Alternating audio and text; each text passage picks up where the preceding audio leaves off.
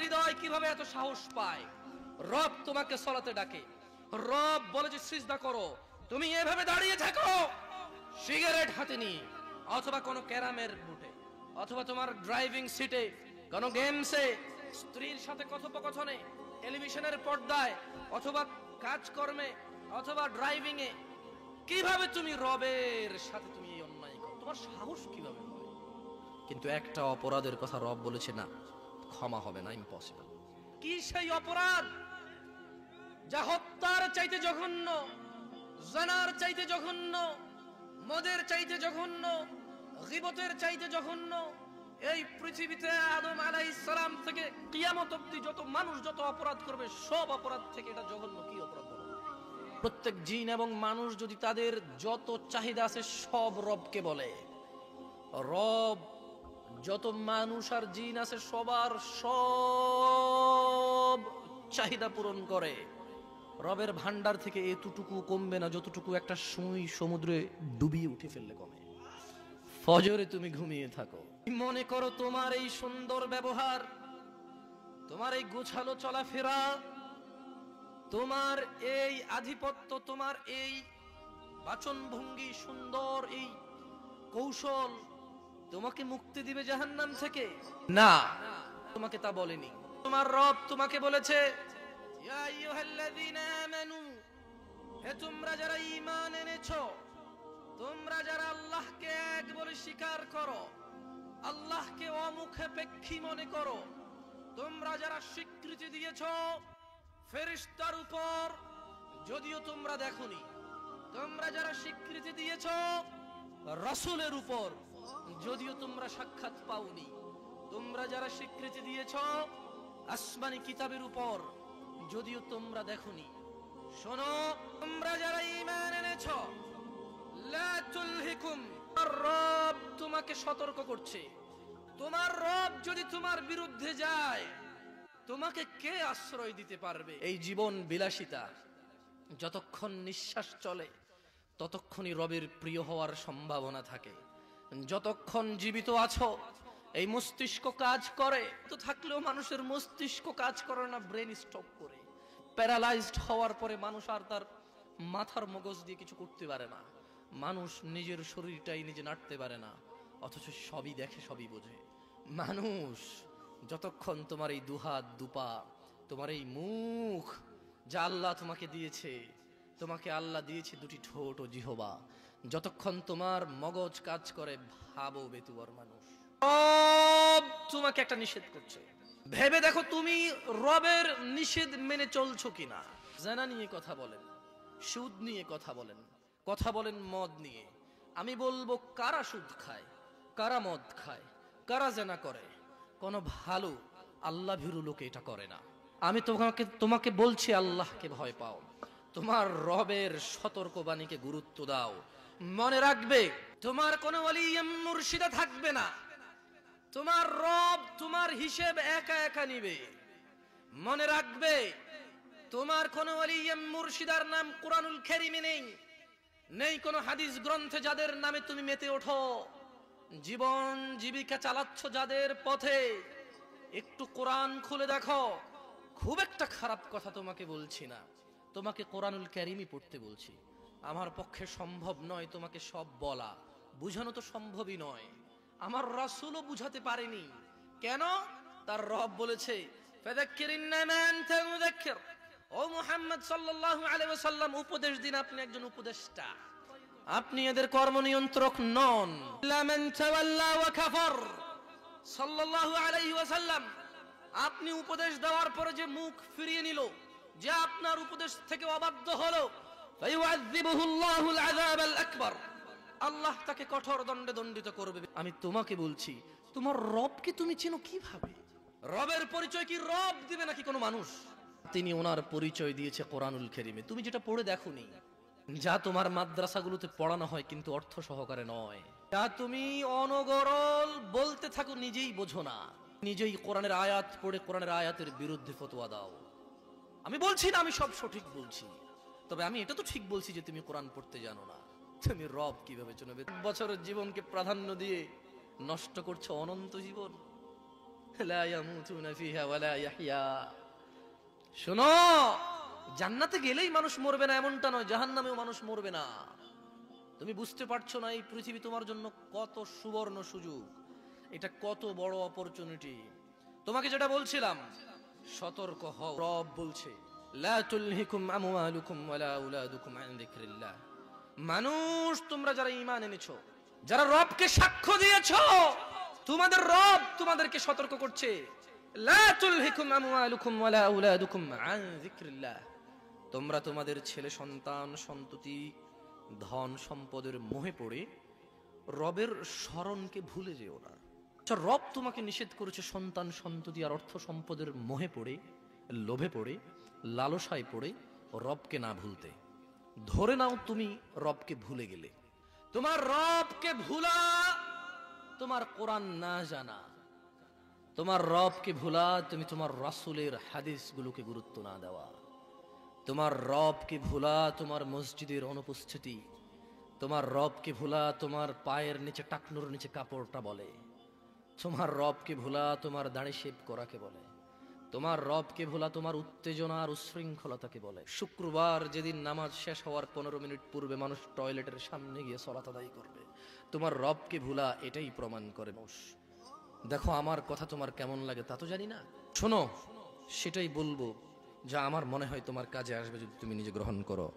ওই যে বললাম, রব তোমাকে ওয়ার্নিং দিচ্ছে, রব তোমাকে সতর্ক করছে যে শোনো, ছেলে সন্তান সম্পদের পিছে পড়ে আল্লাহকে ভুলে যেও না।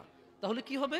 আল্লাহ নিজে সিদ্ধান্ত দিয়েছে, আল্লাহ মিথ্যা কথা বলে না। তোমরা যারা ঈমান এনেছো আকাশের প্রভুর প্রতি, তোমরা যারা ঈমান এনেছো জান্নাত জাহান্নামের মালিকের প্রতি, তোমরা যারা ঈমান এনেছো বিচার দিবসের একচ্ছত্র মালিকানার প্রতি, তোমরা যারা ঈমান এনেছো মানুষের জীবন মৃত্যুর স্রষ্টার প্রতি, তোমাদেরকে বলছি, তোমার রব বলছে ফাউলাইকা হুমুল খাসিরুন। তোমরা যারা সন্তান সন্ততির মোহে পড়ে, ধন সম্পদের মোহে পড়ে রবকে ভুলো, আল্লাহ বলছে ফাউলাইকা হুমুল খাসিরুন, তোমরা সবাই হবা ক্ষতিগ্রস্ত। জি, তাহলে জামশেদ ভাই, পুরো পৃথিবীর মানুষ যদি আল্লাহ বিরোধী হয়ে যায়, সবাই ক্ষতিগ্রস্ত হবে। এই পুরো পৃথিবী তো দূরের কথা, পৃথিবী আর পৃথিবীতে যা আছে তা আল্লাহর কাছে মাছির দানার সমান না। কি মূল্য আছে আল্লাহর কাছে? তবে শোনো, একটা অপরাধ থেকে তোমাকে সতর্ক করে যাই। হাজার অপরাধ রবের কাছে অপরাধ, একটা অপরাধকে রব ভিন্ন ভাবে দেখে। লক্ষ কোটি মিলিয়ন বিলিয়ন অপরাধকে রব অপরাধ বলেছে, ক্ষমা যোগ্য বলেছে, বলেছে রবের ইচ্ছা, রবের মর্জি। রব এটা উনার ইচ্ছা, উনি বলছে যে আমার ব্যাপার, মন চাইলে ক্ষমা করে দেব, মন চাইলে শাস্তি দিয়ে ক্ষমা করব। কিন্তু একটা অপরাধের কথা রব বলেছে না, ক্ষমা হবে না, ইম্পসিবল। পুরো পৃথিবীর মানুষ যদি গিয়ে দাঁড়ায়, ক্ষমা হবে না। রব তার কথা থেকে কখনো সরবে না, কারণ এই পৃথিবীর কোনো শক্তি নেই যে রবকে তার কথা থেকে সরাতে পারে। তোমরা কি শুনতে চাও অপরাধটা কি? কি সেই অপরাধ যা হত্যার চাইতে জঘন্য, জানার চাইতে জঘন্য, মদের চাইতে জঘন্য, গীবতের চাইতে জঘন্য? এই পৃথিবীতে আদম আলাইহিস সালাম থেকে কিয়ামত অবধি যত মানুষ যত অপরাধ করবে, সব অপরাধ থেকে এটা জঘন্য। কি অপরাধ বলো? এই অপরাধ সম্পর্কে জানা উচিত নাকি অনুচিত?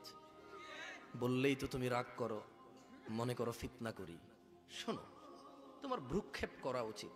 তোমার রব পুরো কোরআনুল কারীমে ওনার দয়া সম্পর্কে কত কিছু বলেছে, হাদিসে ওনার দয়া সম্পর্কে কত কিছু বলেছে, কিন্তু ওই একই কোরআনে তিনি বলেছেন যে তিনি ক্ষমা করবেন না যে ওনার সাথে শিরিক করে।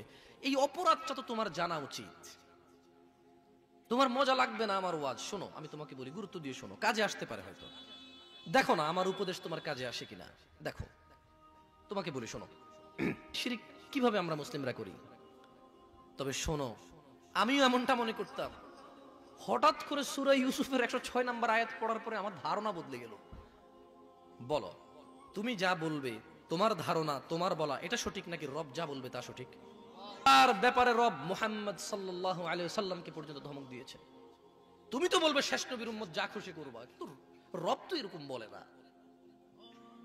তুমি বলবে শেষ নবীর উম্মত যা করবে করবে, যা বলবে বলবে, কিচ্ছু হবে না শেষ নবীর উম্মত। নবী নিজে তো এই কথা বলে না সাল্লাল্লাহু আলাইহি ওয়াসাল্লাম। তবে শোনো, মুহাম্মদ সাল্লাল্লাহু আলাইহি ওয়াসাল্লাম, জানো উনি কে? মুহাম্মদ সাল্লাল্লাহু আলাইহি সাল্লামকে তোমার সাথে একটু পরিচয় করিয়ে দিই, না আমার মতো করে, না রবের মতো করে। কার মতো করে? তুমি বলবে জিন্দা, কেউ বলবে মুর্দা, কেউ বলবে উপস্থিত, কেউ বলবে অনুপস্থিত, কেউ বলবে নূর, কেউ বলবে মাটি, কেউ চেয়ার খালি রাখবে, কেউ পরিপূর্ণ রাখবে। না, তোমার মতো আর আমার মতো করে নয়। মুস্তাফা সাল্লাল্লাহু আলাইহি ওয়াসাল্লামকে রবের মতো করে তোমাকে একটু বুঝাই। দেখো রব কিভাবে সম্মান করেছে রাসূলকে সাল্লাল্লাহু। দেখো মুস্তাফা সাল্লাল্লাহু আলাইহি ওয়াসাল্লাম সম্পর্কে রব বলছে, মুহাম্মদ সাল্লাল্লাহু আলাইহি ওয়াসাল্লাম একটা কাজ করেন। আচ্ছা, এই কথাগুলো আমি বলি, এভাবে কোরআনে বলে না, ঠিক আছে? এটা কথা বলার ডায়লগ, ওকে? আমি সেটাই কোরআনের কথা যেটা আমি কোরআন পড়ি ট্রান্সলেশন করি, ওকে? এটা একটা কথা বলার ধরন। আচ্ছা, মুহাম্মদ সাল্লাল্লাহু আলাইহি সাল্লামকে আল্লাহ সুবহানাহু ওয়া তাআলা বলছে, কে বলছে? কার রব? আল্লাহ। কার রব? সবার। শুনুন, বলছে যে কুল, মুহাম্মদ সাল্লাল্লাহু আলাইহি সাল্লাম বলুন, আপনার সামনে যে মানুষগুলো আছে, আপনার যে উম্মতরা, এদেরকে বলুন, ইন কুনতুম তুহিব্বুনাল্লাহ, এ মানুষ শুনো, মহিলা এবং পুরুষ শুনো, তুমি কি তোমার রবকে ভালোবাসো? আমরা কি ভালোবাসি? কচ্ছত্র মালিকানা কার? যেদিন কোনো মানুষ কোনো মানুষের কোনো কাজে আসবে না, সেদিন কার ক্ষমতা থাকবে?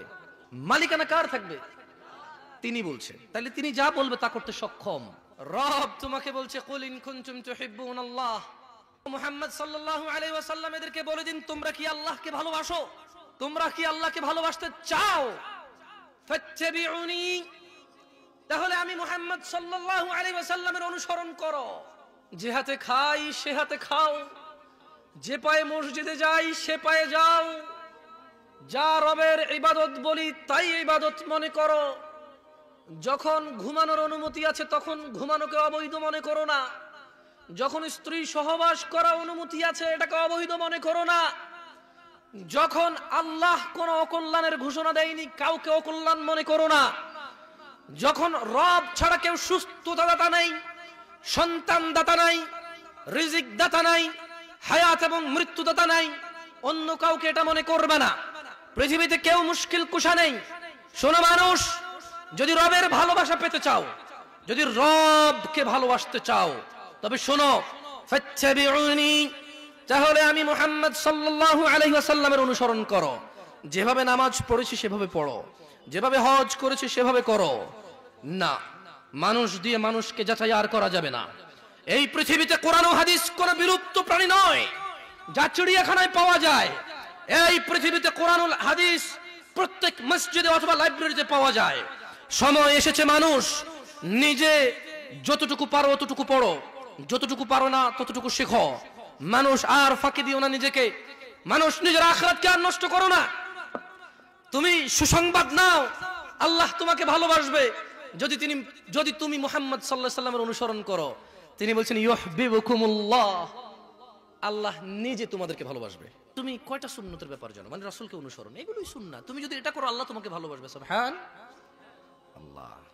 যাই হোক, শোনো, নামাজ কলমা তো ছেড়ে দিয়েছো, এর কারণ এটা নয় যে তুমি বেনামাজি। তোমার নামাজ কলমা ছাড়ার কারণ ভিন্ন। তুমি মনে করো আর কি তোমার মন চায় না, তুমি পারো না, তাই তুমি নামাজ পড়ো না। আসলে তোমার তাওহীদে সমস্যা। কোথায় সমস্যা?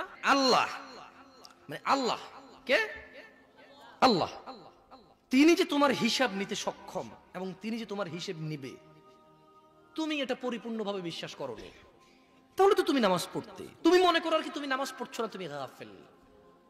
এই জন্য তোমাকে বলেছি আল্লাহকে ভয় করতে হবে। ফর এক্সাম্পল, আল্লাহ নামাজ ফরজ করেছে। কে নামাজ ফরজ করেছে? আল্লাহ। মুয়াজ্জিন আযান দেয়, তুমি নামাজ পড়ো না। তুমি মনে করো তোমার দান সাদাকা তোমাকে উদ্ধার করবে, তোমাকে ভুল শিখিয়েছে।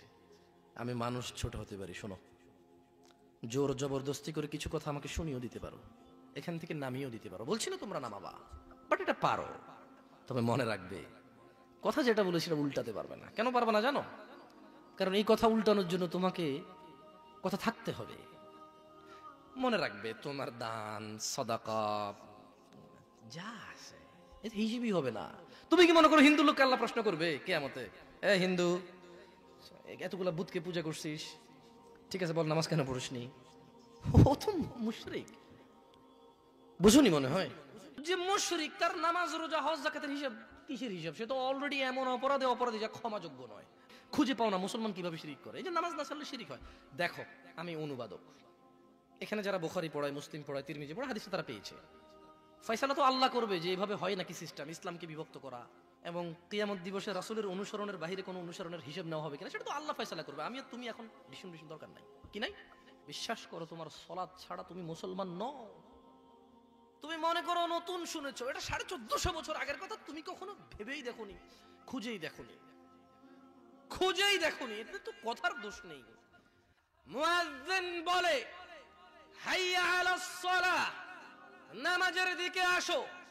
মুয়াজ্জিন কেন বলে?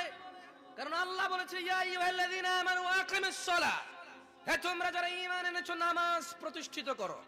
এবার মুয়াজ্জিন বলে হাইয়া আলাস সালাহ, কিভাবে তোমার বুকে এত সাহস হয়? ইত্তাকিল্লাহ ইয়া নাস, ইয়া মুসলিম, ইয়া মুমিন, ইত্তাকিল্লাহ হাক্কা তুকাতি, আল্লাহকে ভয় করো যেভাবে ভয় করা উচিত। তোমার হৃদয় কিভাবে এত সাহস পায়? রব তোমাকে সালাতে ডাকে, রব বলে যে সিজদা করো, তুমি এভাবে দাঁড়িয়ে থাকো সিগারেট হাতে নিয়ে, অথবা কোনো ক্যারামের বুটে, অথবা তোমার ড্রাইভিং সিটে, কোনো গেমসে, স্ত্রীর সাথে কথোপকথনে, টেলিভিশনের পর্দায়, অথবা কাজকর্মে, অথবা ড্রাইভিং এ, কিভাবে তুমি রবের সাথে তুমি এই অন্যায় করো? তোমার সাহস কিভাবে হয়? বলো, এটা কি আল্লাহর ভয়? রব তোমাকে বলেছে যে সালাত তোমার সর্বপ্রথম হিসাব হবে। রব বলেছে ওয়াসজুদ ওয়াকতারিব, মানুষ তুমি সিজদায় আসো, আমার নিকটে হয়ে যাও। তুমি রবের কথা শোনো না। ইত্তাকিল্লাহ হাক্কা তুকাতি ইয়া নাস, পুরুষ এবং মহিলা, ধনী এবং গরিব, সুস্থ এবং অসুস্থ, আল্লাহকে ভয় করো যেভাবে ভয় করা উচিত। ওয়ালা তামুতুন্না ইল্লা ওয়া আনতুম মুসলিমুন, আর তোমরা মৃত্যুবরণ করো না মুসলিম হওয়া ছাড়া। তোমার রব তোমাকে সতর্ক করছে। তোমার রব, যিনি তোমাকে সৃষ্টি করেছে তুচ্ছ পানি হতে, যিনি তোমাকে মায়ের পেটে দীর্ঘদিন একটা সময় অবকাশ দিয়ে একটা পানি থেকে রক্ত, মাংস, হাড্ডি, সুন্দরতম অবয়বে এই পৃথিবীতে প্রেরণ করেছে, যিনি তোমার মানুষ, সেই রব তোমাকে বলছে যে রবকে ভয় করো। বলো, এই পৃথিবীতে কি এমন কেউ আছে যে রবের বিরুদ্ধে আশ্রয় দিতে পারবে? আছে কেউ? যেহেতু রবের বিরুদ্ধে কেউ আশ্রয় দিতে পারে না, তাহলে যেখানে রবের কথা আসবে সেখানে অন্য কারো কথা চলবে না।